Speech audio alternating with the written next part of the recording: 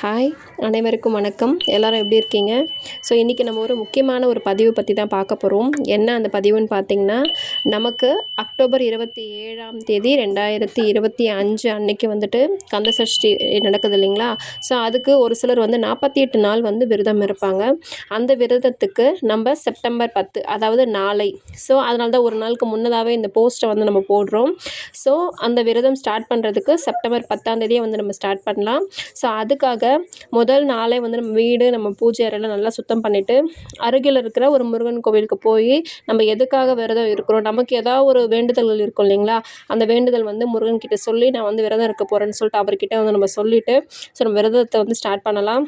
அதே மாதிரி நம்மளால் கோவிலுக்கு போக முடியல அப்படிங்கிற பட்சத்தில் வீட்டில் உட்காந்து ஒரு பேப்பரில் வந்து நம்ம என்ன நினைக்கிறோம், எது நடக்கணும்னு நினைக்கிறோமோ ஒரு பேப்பரில் எழுதி நம்மளோட முருகனோட பாதத்தில் வச்சு நம்ம மனதார வந்து அந்த அந்த விஷயம் நடக்கணும்னு சொல்லிட்டு வேண்டிக்கலாம்.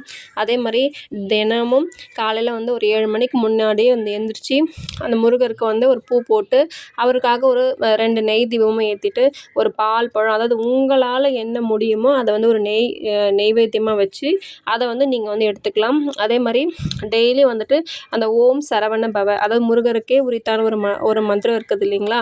ஸோ அதை வந்து சொல்லிவிட்டு நம்ம வந்து டெய்லி ஒரு 108 முறை அந்த ஓம் சரவண பவ மனதால் வந்து நம்ம ஒருமுகப்பட்டு இந்த ஓம் சரவண பவ அப்படின்னு சொல்லிகிட்டே இருக்கிறோம். அப்படின்னும்போது நம்ம வந்து வேறு எந்த ஒரு விஷயத்தையும் வந்து நினைக்காம இந்த ஒரே ஒரு விஷயம் நமக்கு என்ன வேண்டுதல் இருக்கோ அதை மட்டுமே அன்றைக்கி ஃபுல்லாக நினச்சிட்டு இருப்போம். ஸோ அதுக்கேற்ற மாதிரி அன்றைக்கி முருகருக்கு உகந்த திருப்புகழோ, கந்தசஷ்டி கவசமோ, இல்லை வேல்மாறலோ, எது வந்து உங்களுக்கு இஷ்டமோ அதை வந்து நீங்கள் ஒரு பாட்டாக கூட வச்சு நம்ம காதில் வந்து கேட்கலாம். அதே மாதிரி நம்ம வந்து ஐயோ நம்ம விரதம் இருக்கோம்னு சொல்லிட்டு டெய்லியும் தலை குளித்து நம்ம உடம்ப வந்து கெடுத்துக்க தேவையில்ல. செவ்வாய்க்கிழமையோ வெள்ளிக்கிழமையும் தலை குளித்தா போதும்.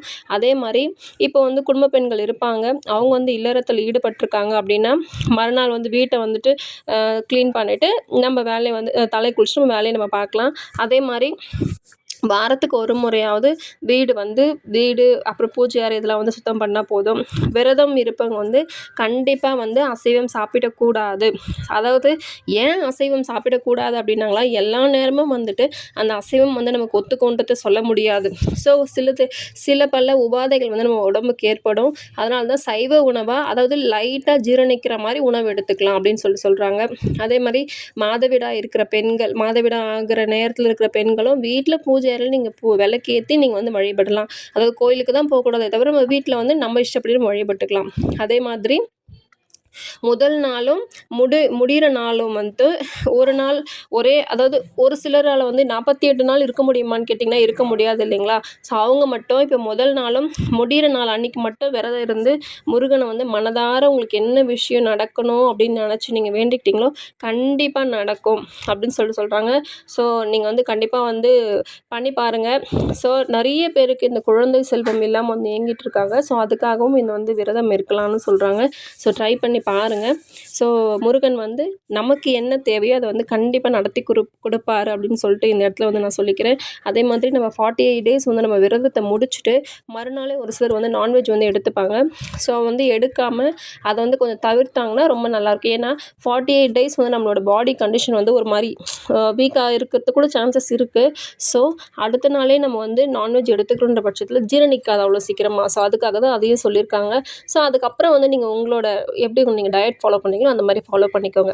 ஓம் சரவண பவ. நன்றி. சேனலை சப்ஸ்கிரைப் பண்ணுங்கள், லைக் பண்ணுங்கள், கமெண்ட் பண்ணுங்கள்.